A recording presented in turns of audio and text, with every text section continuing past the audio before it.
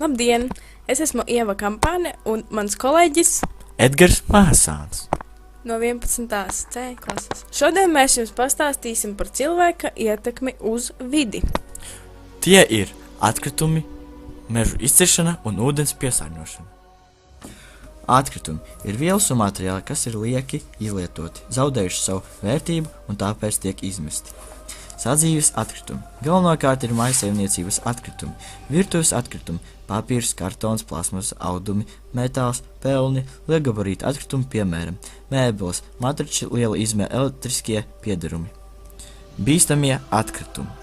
Ir saimnieciskās vai citas darbības ietekmē radušies atlikumi un blakus produkti, kas var izraisīt piesārņojumu, negatīvi ietekmēt vidi vai cilvēku veselību un ir eksplozīvi, korodējoši ar ļoti lielu reaģēt spēju, toksiski kancerogēni.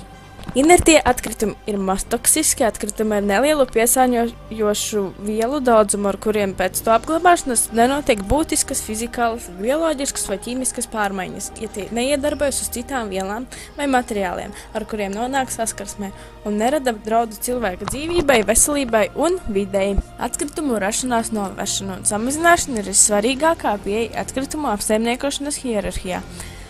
Tā ir ar vismazākajām vides un ekonomiskā dzīves cikla izmaksām, neprasa ne savākšana, ne materiāla pārstrādi. Šī izvēle dod ievērojumu labumu arī no ražošanas efektivitātes un resursu izmantošanas viedokļa.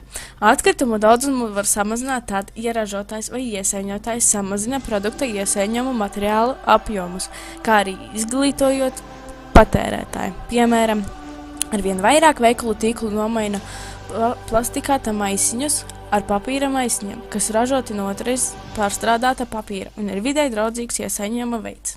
Atkritumu atkārtotā izmantošana ir nākamais vēlamais atkritumu apsaimniekošanas veids. Atkārtotā materiālu izmantošana neizdarot tajos struktūrālas pārmaiņas, nozīmē to savākšanu un niecīgu apstrādi, ja tā ir nepieciešama. Atkritumu pārstrāde ir realizējama divējādi, kā materiālu atjaunošana un kā enerģijas ieguve. Latvijā mūsdienās daļai tiek nodrošināta papīra un plasmasas izstrādājumu otrreizējā pārstrāde. Izlietotā iepakojumu šķirošana. Iekļaut 3 krāsu šķirošanas konteineri. Tas nozīmē, ka katrs no tiem ir paredzēts noteiktam iepakojuma veidam. Dzeltenais konteiners ir paredzēts plasmasas un metāla iepakojumam. Tajā drīkst mest plasmasas pudeles un kanniņas, dzērienu, šampūna, eļļas, kečupa, sadzīves ķīmijas un autoķīmijas, kā arī dzērienu metāla buļģiņus. Tajā nedrīkst mest rotaļlietas un sadzīves plasmasas izstrādājumus. Zaļais konteiners ir paredzēts stikla iepakojumam.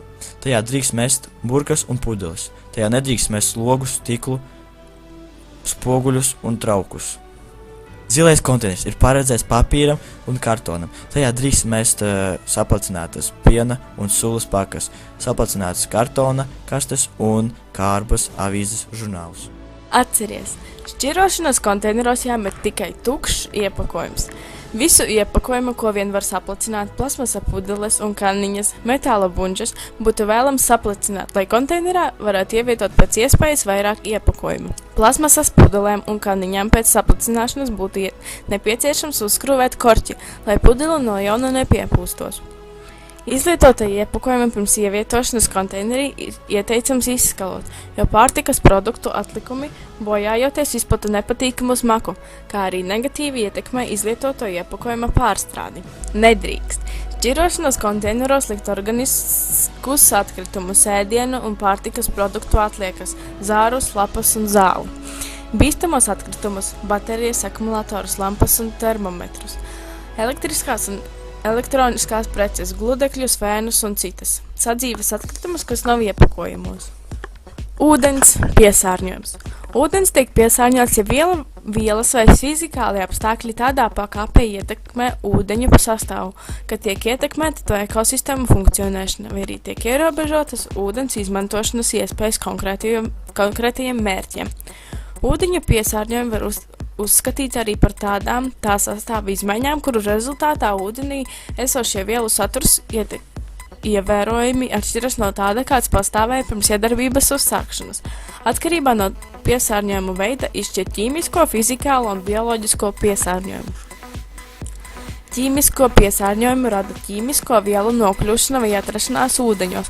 Atkarībā no piesārņojošo vielu īpašībām izšķir piesārņojumu ar neorganiskajām vielām, biogēnu elementu savienojumiem, neorganiskajiem sāļiem, kaitīgiem toksiskajiem mikroelementiem, radionuklīdiem un organiskajām vielām, bioloģiski viegli degradējamām vielām, naftas produktiem, pesticīdiem, virsmas aktīvajām un citām vielām. Fizikālais piesārņojums saistās ar fizikālo faktoru, piemēram, temperatūras iedarbību uz ūdeņiem.